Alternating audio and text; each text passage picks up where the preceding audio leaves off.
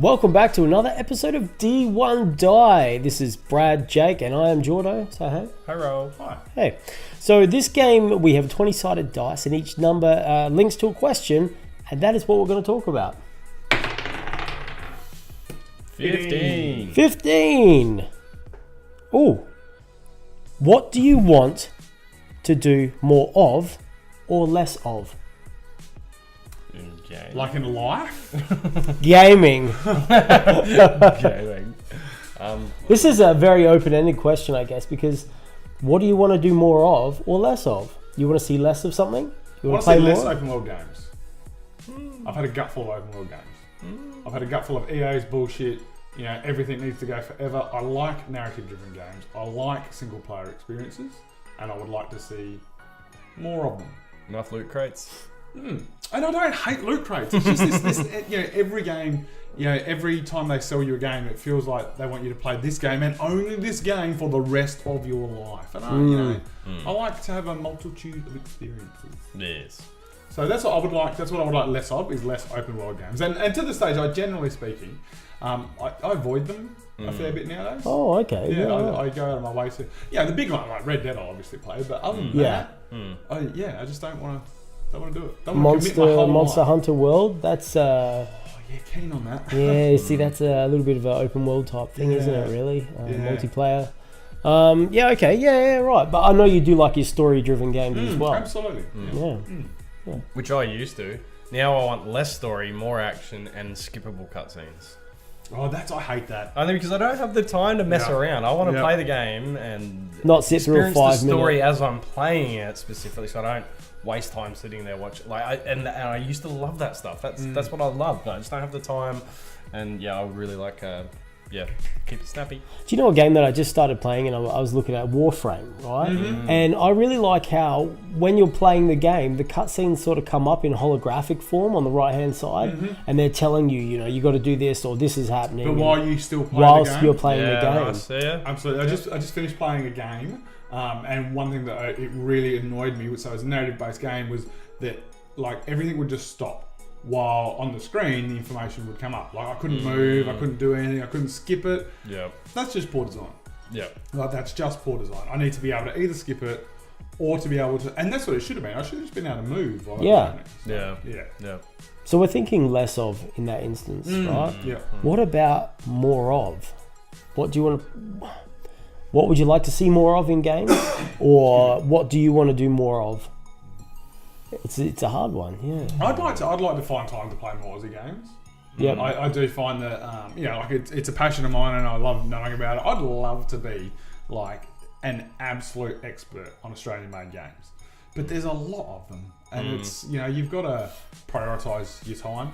And so if I see an Aussie-made game and it's it's going to take you 50 hours to finish it, I probably won't play it at all. Yep. Yeah. Because I can play 10 5-hour games in that time. Yep. So I'd like to play more Aussie games. Also, I would like to do. I miss playing EVE Online, World of Warcraft.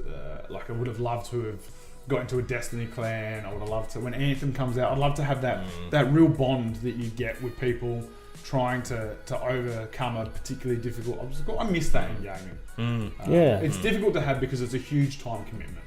Like you need absolutely. you need to rock up at a certain time for a fair bit. Quite often. But I'd love to have that back again. I can't see it ever being back in my life, but I do miss it a lot. That's what I'd like to do more of. I personally think that I would like to have more of point and click adventure time, because whenever I get on now, it's like the first thing I do is I look at my friends list, who's playing what, and can I jump in? Or people hit me up for like PUBG or Fortnite or that type of game. So I'm big on the open world stuff and the mass shooting type stuff. I would like to have some more quiet time. Sounds different, like I get what you mean. yeah. To have those stories again. And it's almost when you see other people playing those online games, you almost feel like there's almost an obligation to play them because 100%. you don't know when you're going to have the opportunity again. Yep. Or what if your mates go off and they leave you behind in there, and then there's no catching up to that. Yeah. So you almost feel obligated to do that, and you don't get that. Those narrative experiences. Yes, Yeah. exactly. Yep. How about you, sir? Well, it's pretty similar, I suppose. I'd like to have, similar to Brad's anyway, I'd like to have more more time to play games with other players. So very rare. I haven't gamed on my PC for probably a while now. Anyway.